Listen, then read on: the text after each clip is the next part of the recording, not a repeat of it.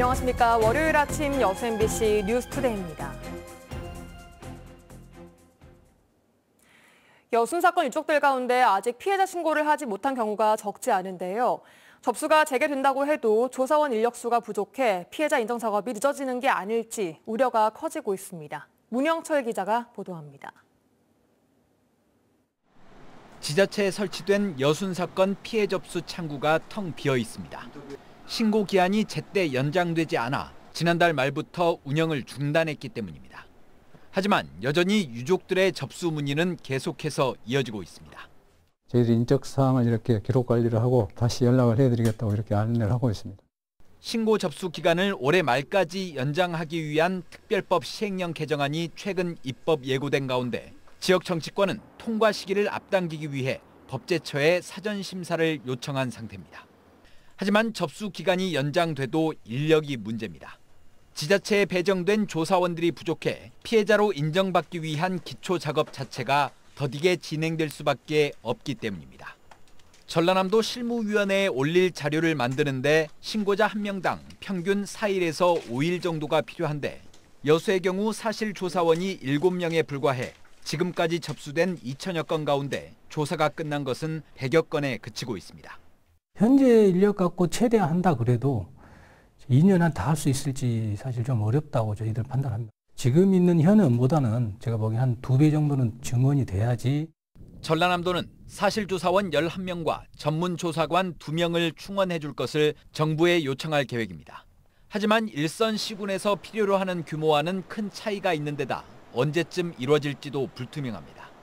전라남도는 정부 지원이 불발될 경우 자체 예산으로 인력을 보강하겠다고 밝혔지만 하루하루 애태우는 유족들의 입장을 고려하면 결코 여유 부릴 상황은 아닙니다. 이분들이 언제 돌아가실지 아플지 모르기 때문에 유족들 입장에서는 빨리 해달라 이렇게 지금 굉장히 독촉을 하고 있거든요. 정부 지원만 절대 바라고 있어서도 안 되고 우리 지역의 예산으로라도 지속적으로 해나가야 된다. 유족회와 시민단체를 중심으로 직권조사에 대한 요구도 갈수록 거세져 신속한 인력 충원의 필요성은 더욱 커지고 있습니다. MBC 뉴스 문형철입니다. 2023 순천만 국제정원박람회 개막을 50여일 앞두고 박람회장 내 모든 공사 현장에서 특별 안전점검이 실시됩니다. 순천만 국제정원박람회 조직위원회는 지난 9일부터 박람회장 현장의 작업을 중지하고 안전점검을 실시했으며 이를 바탕으로 안전관리 개선 조치와 재발 방지 대책을 마련할 예정입니다. 지난 7일 정원박람회를 앞두고 순천만 정원에서는 실내 정원을 철거하던 도중 건물 지붕 덮개가 갑작스레 파손돼 30대 노동자가 9m 아래로 떨어져 숨졌습니다. 신안 앞바다에서 뒤집힌 통발어선 청보호에 대한 3차 합동 감식이 오늘 진행됩니다. 해경과 과학수사연구소, 한국해양교통안전공단 등 6개 기관이 참여해 정확한 전복 원인을 찾기 위해 선체 외 내부를 다시 한번 살펴볼 예정입니다. 한편 청보호 조타실 CCTV와 선박 자동 식별 장치, 기관 엔진 모니터 등은 국립과학수사연구원에 보내져 현재 분석 중입니다.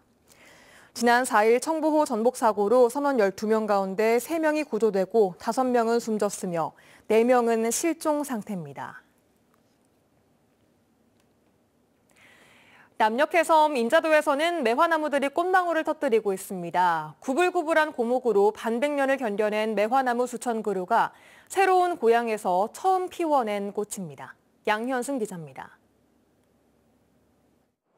잎보다 꽃이 먼저 피는 봄의 전령사 매화나무에 꽃망울이 가득 맺혔습니다. 축구장 5개를 합한 면적의 바닷가 정원에 심어진 건 전통 조선 홍매화와 백매화. 수령 50년 안팎의 고목들이 구불구불 길을 사이에 두고 언덕에 뿌리를 내렸습니다.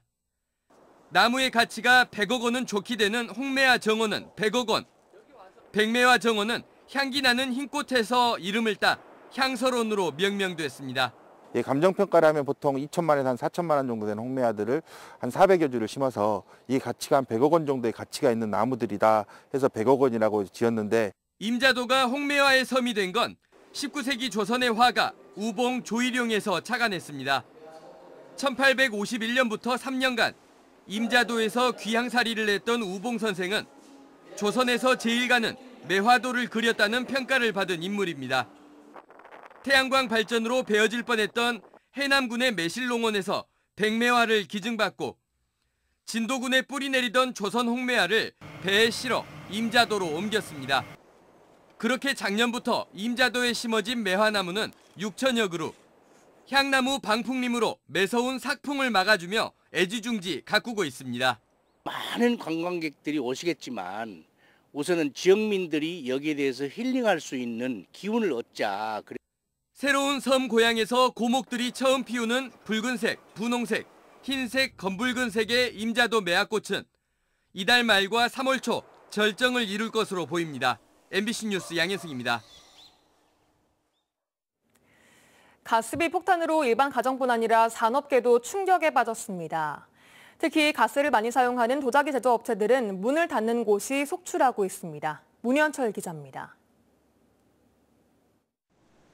생활자기를 만드는 무안의 한 공장입니다.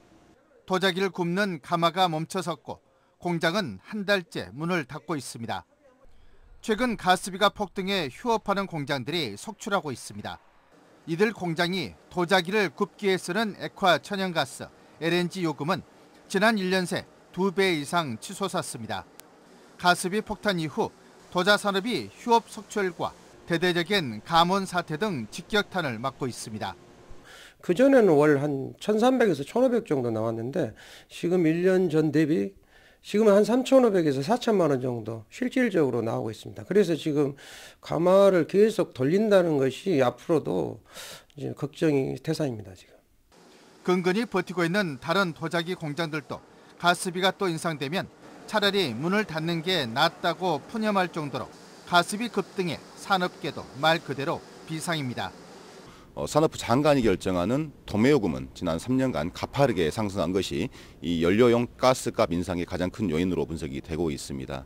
이제 우리 산업의 생존을 위해서라도 우리 정부와 지자체의 강력한 특단의 조치가 필요할 것 같습니다. 역대급 가스비 인상과 판매 부재, 2배 뛰어버린 이자 부담까지 3중 4중고를 겪고 있는 국내 도자산업에 IMF 사태 이상의 위기감이 짙어지고 있습니다. MBC 뉴스 문현철입니다. 전남도가 민선 8기 첫 도민과의 대화를 타운홀 미팅 방식으로 진행합니다. 타운홀 미팅 방식의 도민과의 대화는 도지사와 참여자 간의 자유토론 방식으로 온 오프라인 동시에 진행될 예정이며 도정과 시 군정 업무 보고를 생략해 진행 시간을 단축하고 현장 참여 도민 수를 대폭 늘렸습니다. 도민과의 대화는 다음 달 7일부터 오는 5월 말까지 열릴 예정입니다. 전라남도가 올해 대표 축제 10개를 선정해 2천만 원의 예산 지원과 함께 축제 컨설팅과 홍보 등 다양한 지원에 나섭니다. 이번에 선정된 전남 대표 축제는 목포 항구축제와 여수 거북선축제, 해남 미남축제, 무안 연꽃축제, 한평 대한민국 국향대전, 진도 신비의 바닷길 축제 등입니다.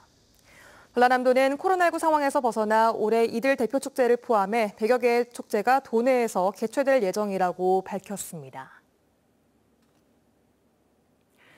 고흥군 두원면 금산마을 경로당이 43년 만에 신축됐습니다. 고흥군은 금산마을 어르신들에게 쾌적하고 안전한 휴식 공간을 제공하기 위해 지난 8월 사업비 1억 9천만 원을 들여 71제곱미터 규모의 경로당을 신축했습니다. 과거 금산마을 경로당은 1979년에 건축된 노후 건물로 그동안 마을 주민들이 이용에 큰 불편을 겪어왔다고 고흥군은 설명했습니다. 전라남도 해양수산과학원이 사고나 질병, 임신 등으로 어업활동이 어려운 어업인을 위해 대체 인력 비용을 지원합니다. 지원 대상은 일주일 이상 요양 진단과 3일 이상 입원, 임신과 출산 등을 진단받은 어업인으로 하루 인건비 10만 원 가운데 8만 원씩, 입원은 최대 30일까지, 4대 중증 질환은 60일까지 지원받을 수 있습니다.